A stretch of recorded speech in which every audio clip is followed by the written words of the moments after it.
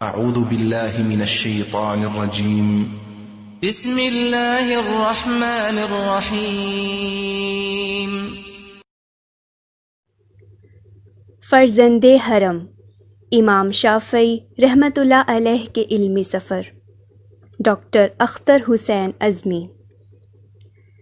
امام محمد رحمۃ اللہ علیہ کی شاگردی میں اسے کئی مہینے گزر چکے تھے۔ اس نے دیکھا کہ نہ صرف کوفہ اور عراق بلکہ دیار عرب کے بڑے بڑے علماء امام محمد کے علم اور فتوے سے استفادے کے لیے گاہے بگاہے ان کی بارگاہ علم میں حاضری دیتے ہیں۔ نئے حالات اور زمانے کی رعایت سے مسائل کی گتھیاں سلجھانے کی جو صلاحیت امام محمد اور ابو یوسف کو حاصل ہے وہ کسی اور جگہ کم ہی نظر آئی۔ اس نے محسوس کیا کہ اہل حجاز کا علم حدیث اپنی ایک شان اور عظمت رکھتا ہے، لیکن روزمرہ پیچیدہ معاملات کی باریکیوں کو سمجھنا اور ان حالات میں قرآن اور سنت کی روشنی میں رہنمائی دینے میں اہل کوفہ کی علمی مہارت زیادہ پختہ ہے۔ اس لیے اس نے علم فقہ کی تحصیل میں مزید وقت لگانا ضروری سمجھا۔ صاحبین کے استاد امام ابو حنیفہ رحمۃ اللہ علیہ کی رحلت کو تو ایک عرصہ بیت چکا تھا، لیکن ان کی قائم کردہ علمی مجلس اب بھی جاری تھی۔ اس مجلس میں اسلامی علوم کے تمام شعبوں کے ماہرین جمع ہوتے تھے۔ قرآن کی بلاغت اور زبان کے شناور، حدیث کے حفاظ، تفسیر کے شیدائی، فقہ کے اساتذہ، جدید علوم کے ماہرین، معاشرتی تبدیلیوں کے باعث پیدا ہونے والے مسائل کی ایک فہرست بنتی رہتی۔ ان مسائل میں سے ایک ایک مسئلے پر تحقیق اور ایک دوسرے کی علمی آراء سے استفادے کے لیے بحث اور تمہیز کی مجلس کئی دن برپا ہوتی۔ اختلاف آراء ہوتا، دلائل دیے جاتے اور بالآخر کسی ایک نقطہ اعتدال پر سب کا اتفاق ہوتا یا اختلاف رہتا۔ دونوں صورتیں تحریر کر لی جاتی اور عوام الناس کو فتوے سے آگاہ کر دیا جاتا۔ اس وقت کوفے میں امام محمد رحمۃ اللہ علیہ ہی کے فتوے پر سب سے زیادہ اعتماد کیا جاتا تھا۔ امام محمد رحمۃ اللہ علیہ اپنے شاگردوں اور مسائل پوچھنے والوں کے درمیان بیٹھے ہوئے تھے۔ محمد بن ادریس بھی ان کی دائیں طرف بیٹھے ہوئے تھے۔ ایک شخص مجلس میں آیا اور سلام کر کے ایک طرف بیٹھ گیا۔ لوگ اپنے اپنے مسائل بیان کر رہے تھے اور امام محمد ان کے جوابات دے رہے تھے۔ تھوڑی دیر بعد مجلس میں آنے والا ایک نووارد کھڑا ہوا اور امام محمد کے سامنے اپنا مسئلہ پیش کر کے فتویٰ طلب کرنے لگا۔ امام محمد چند لمحے غور و فکر کرتے رہے، پھر اس شخص کی طرف دیکھا اور کہا کہ حضرت ابو حنیفہ نے اس مسئلے میں یہ فتویٰ دیا ہے۔ تو اس شخص نے فتویٰ سنا اور اپنی جگہ مطمئن ہو کے بیٹھ گیا، مگر محمد بن ادریس بے چینی سے بار بار پہلو بدلنے لگا، کیونکہ اس کے نزدیک امام محمد کا جواب اطمینان بخش نہ تھا۔ وہ امام محمد کی توجہ مبذول کروانا چاہتا تھا، لیکن اس طرح کہ ان کو یہ بات گراں نہ گزرے۔ بھری مجلس کے اندر اتنے بڑے محسن کی وہ سبکی کروانا نہیں چاہتا تھا۔ اس کے دل اور دماغ میں ایک کشمکش جاری تھی، ایک طرف امام محمد کے احسانات، دوسری طرف دینی مسئلہ۔ مروت سے کام لیتا تو امام محمد کے فتوے کی روشنی میں وہ شخص غلط قدم اٹھا سکتا تھا، اور اگر اہل مجلس کے سامنے وہ اپنی معلومات کا اظہار کرتا تو امام محمد جیسے جلیل القدر فقیہ کو مجلس میں خفت کا سامنا کرنا پڑتا۔ انسانی احساسات اور جذبات سے عاری علماء تو ایسے موقع کو اپنی برتری کے اظہار کا بہترین موقع سمجھتے ہیں، لیکن محمد بن ادریس کے اساتذہ نے جہاں اسے حق گوئی کی تربیت دی، وہیں دوسروں کی عزت اور احترام کا لحاظ رکھنا بھی سکھایا۔ وہ انہی خیالات میں الجھا ہوا تھا کہ اب ایک دوسرا شخص اپنا مسئلہ دریافت کرنے کے لیے کھڑا ہوا، لیکن ابھی وہ کچھ کہنے نہ پایا تھا کہ محمد بن ادریس نے امام محمد رحمۃ اللہ علیہ سے نہایت آہستگی کے ساتھ کہا، کیا آپ نے پہلے شخص کے مسئلے کا مکمل جواب بیان کر دیا؟ اس نے سر جھکا کر کہا۔ وہ اہل مجلس کے سامنے کچھ زیادہ مؤدب ہو گیا تھا۔ ہاں، جواب مکمل ہے۔ امام محمد نے حیرت سے کہا، تمہیں نامکمل کا خیال کیوں آیا؟ میرے خیال میں آپ اپنے جواب پر دوبارہ غور فرما لیتے۔ اس نے یہ بات اس طرح کی کہ آواز زیادہ بلند نہ تھی، لیکن ہمتاً متوجہ اہل مجلس نے یہ بات سن لی۔ وہ ایک نوعمر لڑکے کی بات سن کر چونک اٹھے۔ امام محمد کے چہرے پہ ناگواری کا کوئی تاثر نہیں تھا، مگر ان کے شاگردوں اور دوسرے معززین کی پیشانیاں شکن آلود ہو گئی تھیں۔ آخر تم کہنا کیا چاہتے ہو؟ محمد بن ادریس کی بات چونکہ مبہم تھی، اس لیے امام محمد ابھی تک اس کی بات کا مفہوم نہیں سمجھ سکے۔ حضرت، اس مسئلے میں امام ابو حنیفہ رحمۃ اللہ علیہ کا جواب آپ کے بیان سے مختلف ہے۔ علم شریعت کے تقاضے، لحاظ اور مروت کی رسوم پر غالب آ گئے۔ اس نے ادب اور احترام کے ضابطے کو ملحوظ رکھتے ہوئے دل کی بات کہہ دی۔ یہ کس طرح ممکن ہے؟ امام محمد نے یہ سوال زیر لب اس طرح کہا کہ ان کے چہرے پہ برہمی کے کوئی آثار نہ تھے، اور لہجے میں وہی ٹھہراؤ تھا جو ایک کھرے اور سچے عالم دین کے شایان شان ہوتا ہے۔ بھول چوک انسانی فطرت ہے۔ اس نے بدستور ادب کا مظاہرہ کرتے ہوئے کہا، ممکن ہے آپ سے سہو ہو گیا ہو۔ جیسے ہی اس کی زبان سے یہ الفاظ نکلے، مجلس کا سکوت ٹوٹ گیا۔ حاضرین آپس میں سرگوشیاں کرنے لگے۔ اہل محفل کے خیال میں اتنے بڑے امام کے سامنے ایک نوعمر لڑکے کو بولنے کا کوئی حق نہیں تھا۔ اس کے برعکس امام محمد ان سطحی خیالات سے بلند تھے۔ صاحبزادے، تمہاری بات درست ہے کہ انسانی ذہن کبھی کبھی واقعے کی تفصیلات گم کر دیتا ہے، لیکن میں تو امام ابو حنیفہ رحمۃ اللہ علیہ کا خدمت گزار رہ چکا ہوں۔ میں نے نہ صرف ان کو زبانی فتوے دیتے ہوئے دیکھا ہے، بلکہ ان کی کتابوں کو اپنی روح میں منتقل کیا ہے۔ امام محمد رحمۃ اللہ علیہ نے امام ابو حنیفہ رحمۃ اللہ علیہ سے اپنی ذہنی رشتے کا حوالہ اس لیے دیا تھا کہ حجازی لڑکا اچھی طرح سمجھ لے کہ فقہ حنفی پر مفتی کوفہ کی کتنی گہری نظر ہے۔ یہ کوئی فخر اور غرور کا مظاہرہ نہ تھا۔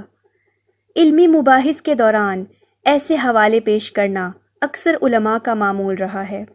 شاید اسی وجہ سے امام محمد نے امام ابو حنیفہ رحمۃ اللہ علیہ سے اپنی خصوصی نسبت کا ذکر کیا تھا۔ امام عالی مقام، کس کی مجال ہے کہ وہ آپ کی اس عظیم نسبت سے انکار کرے؟ آپ بھی معتبر اور آپ کا پیش کردہ حوالہ بھی قابل اعتبار۔ محمد بن ادریس نے والہانہ انداز میں کہا، میں تو صرف نسیان کی بات کر رہا ہوں، جس کا شکار کوئی بھی ذی عقل ہو سکتا ہے۔ تو فرزند حجاز، تم ہی بتا دو کہ اس مسئلے میں امام ابو حنیفہ نے کیا فتویٰ دیا ہے؟ امام محمد نے انتہائی تحمل کا مظاہرہ کرتے ہوئے کہا، یہ امام محمد کی شان علمی تھی کہ اپنی تحقیق پر ایک نوعمر طالب علم کے اعتراض کا مسکراتے ہوئے سامنا کر رہے تھے۔ اس مسئلے کے بارے میں امام ابو حنیفہ رحمۃ اللہ علیہ کا قول یہ ہے۔ یہ کہتے ہوئے محمد بن ادریس نے الکتاب الاوسط میں سے امام اعظم کا تحریر کردہ ایک ایک حرف دہرا دیا اور پھر اپنے دعوے کو مزید مضبوط کرنے کے لیے کہا، حضرت ابو حنیفہ رحمۃ اللہ علیہ نے اپنی کتاب میں اس مسئلے کو فلاں مسئلے کے بعد اور فلاں مسئلے سے پہلے بیان کیا ہے۔ حجازی لڑکے کا جواب سن کر تمام اہل مجلس حیرت زدہ رہ گئے۔ ان کی نظر میں یہ ایک عجیب و غریب طالب علم تھا جو مذکورہ مسئلے کو اس ترتیب کے ساتھ بیان کر رہا تھا جیسے اس کے سامنے امام ابو حنیفہ رحمۃ اللہ علیہ کی کتاب کھلی رکھی ہو اور وہ ایک ایک لفظ دیکھ کر پڑھ رہا ہو۔ امام محمد نے خود کتاب منگوائی اور مسئلہ دیکھا تو واقعی وہ ایسے ہی تھا جیسے محمد بن ادریس نے بیان کیا تھا۔ انہوں نے اپنے بیان کردہ فتوے سے رجوع کر لیا۔ انہیں محمد بن ادریس کے حیرت انگیز حافظے پر بڑا تعجب تھا۔ اس واقعے سے امام محمد کے دل میں اس کی قدر و منزلت اور محبت مزید بڑھ گئی۔ کوفہ میں جوں جوں وقت گزر رہا تھا، محمد بن ادریس کے علمی ذوق میں اضافہ ہوتا جا رہا تھا۔ روزمرہ کی ضروریات اور ذکر اور عبادت کے بعد اس کا تمام تر وقت کتابوں کے مطالعے میں ہی گزرتا تھا۔ اس کے علمی انہماک کا یہ عالم تھا کہ وہ جب کوئی کتاب شروع کر دیتا تو جب تک اسے ختم نہ کر لیتا اسے نہ چھوڑتا۔ اس دوران اگر کھانے کا وقت بھی آ جاتا تو وہ اسے بھی نظر انداز کر دیتا۔ امام محمد رحمۃ اللہ علیہ کے ہاں اسے قیام اور طعام کی تمام آسائشیں حاصل تھیں، لیکن کتابوں کے سوا دنیا کی کوئی اور نعمت اسے اپنی طرف متوجہ نہ کر سکی۔ اس کثرت مطالعہ کا نتیجہ یہ ہوا کہ اسے فقہائے عراق کی کتابوں کا حافظ سمجھا جانے لگا۔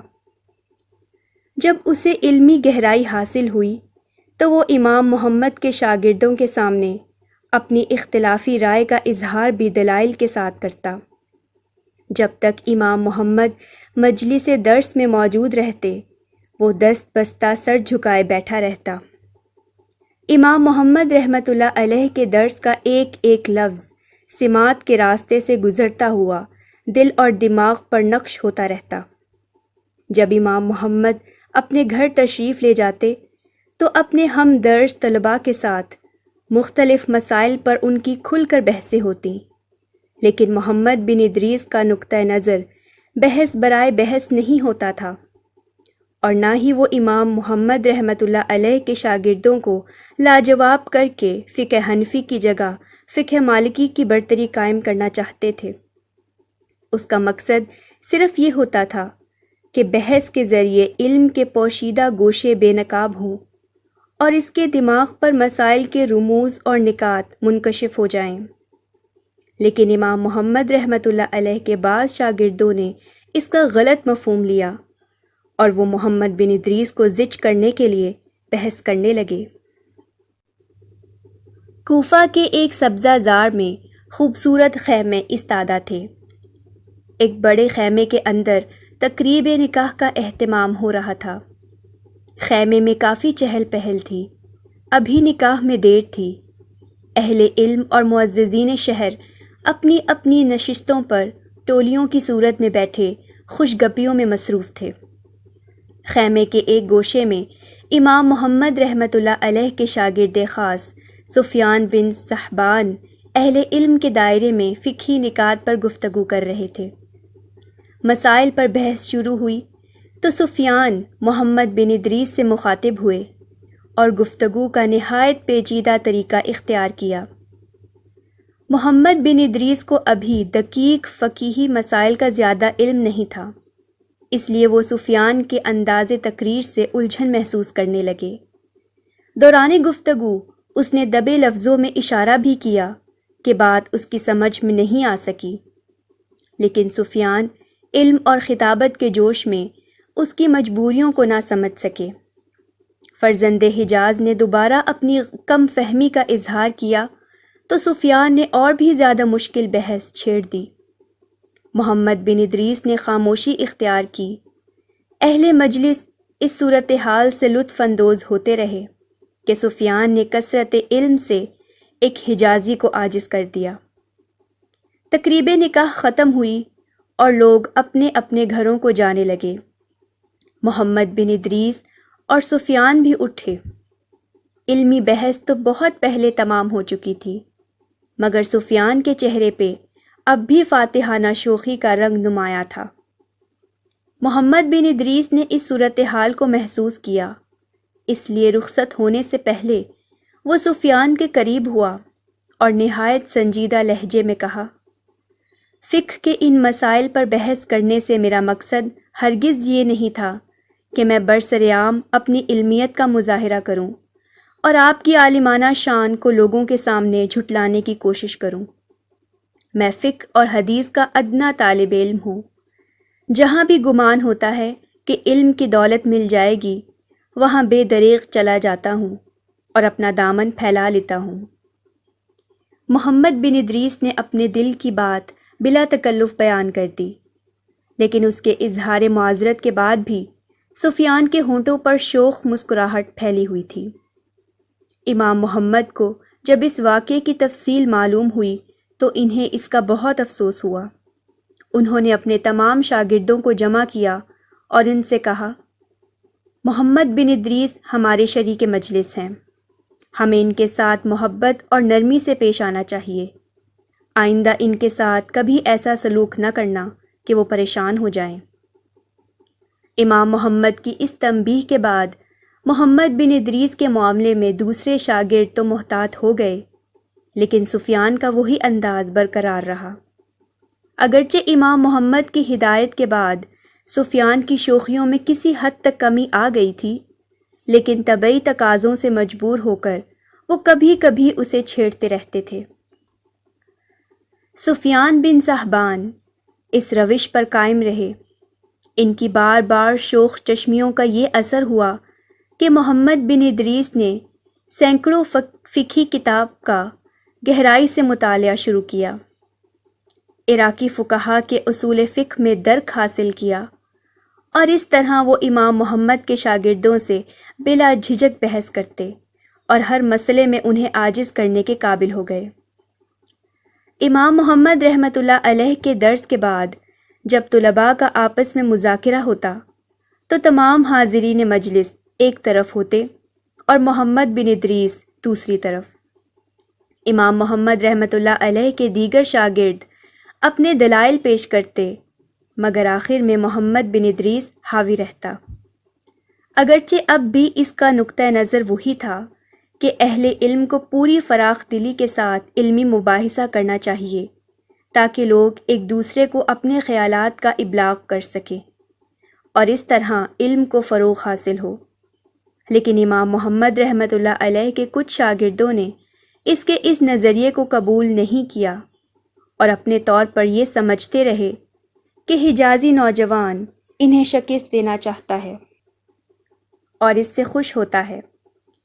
جب ان کے ذہنوں میں یہ خیال جڑ پکڑ گیا تو ایک دن ان لوگوں نے امام محمد رحمۃ اللہ علیہ سے اس کی شکایت کرتے ہوئے کہا، اب محمد بن ادریس کی یہ عادت مستقل ہو گئی ہے کہ وہ آپ کی عدم موجودگی میں نئے نئے مسائل اٹھاتا ہے اور درس گاہ ابو حنیفہ کے تربیت یافتہ افراد سے اختلافی بحث کرتا ہے۔ امام محمد رحمۃ اللہ علیہ سے یہ شکایت بڑے گھٹیا انداز اور سطحی رنگ میں کی گئی۔ ان کی یہ شکایت اس بات کا اظہار تھی کہ وہ اپنے ہم مکتب کے علمی دلائل کا علم سے جواب دینے کے قابل نہ تھے، اور انہیں ایک حجازی نوجوان کی علمی فضیلت کسی طرح گوارا نہ تھی۔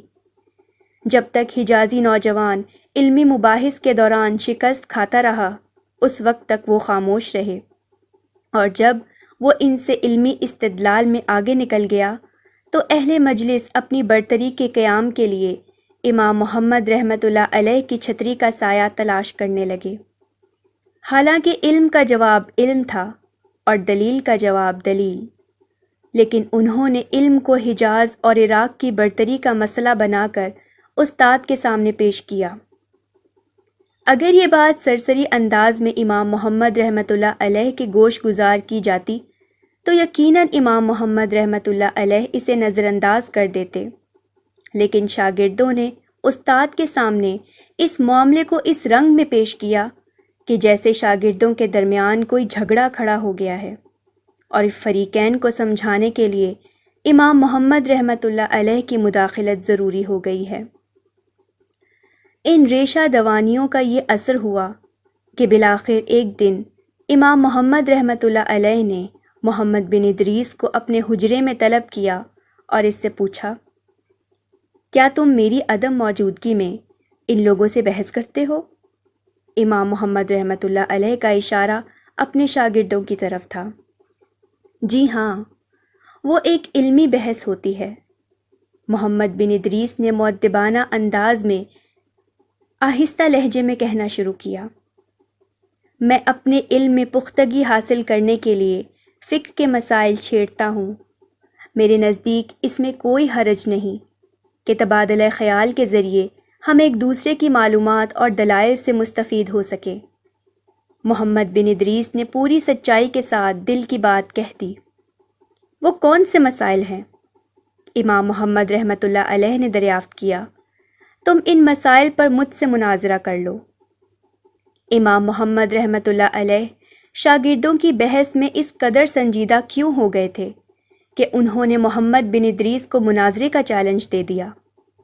دراصل ان کے بعض غیر ذمہ دار اہل مجلس نے حنفی اور مالکی فقہ کے اختلافات کو ضرورت سے زیادہ ہوا دے دی، جس کے باعث امام محمد رحمۃ اللہ علیہ اپنے حجازی شاگرد سے آمادہ بحث ہو گئے۔ جب امام محمد نے فرزند حجاز کو مناظرے کی دعوت دی تو اس نے سکوت اختیار کیا اور نہایت ادب کا مظاہرہ کرتے ہوئے اہل مجلس کے سامنے اپنا سر جھکا دیا۔ اسے استاد سے مناظرہ کرتے ہوئے شرم آتی تھی۔ وہ اپنے استاد کے سامنے لب کشائی کی جسارت نہیں کر سکتا تھا۔ فرزند، اس مسئلے پر تم کھل کر مجھ سے بحث کرو۔ امام محمد نے دوبارہ محمد بن ادریس کو مخاطب کیا۔ جواب میں اس کی گردن مزید جھک گئی۔ فرزند حجاز استاد کا سامنا کرنے سے مسلسل گریز کر رہا تھا۔ اس کے لیے یہ مرحلہ انتہائی تکلیف دہ تھا کہ جس مرد جلیل سے علم حاصل کیا اسی کے سامنے وہ اپنے دلائل پیش کرنا شروع کر دے۔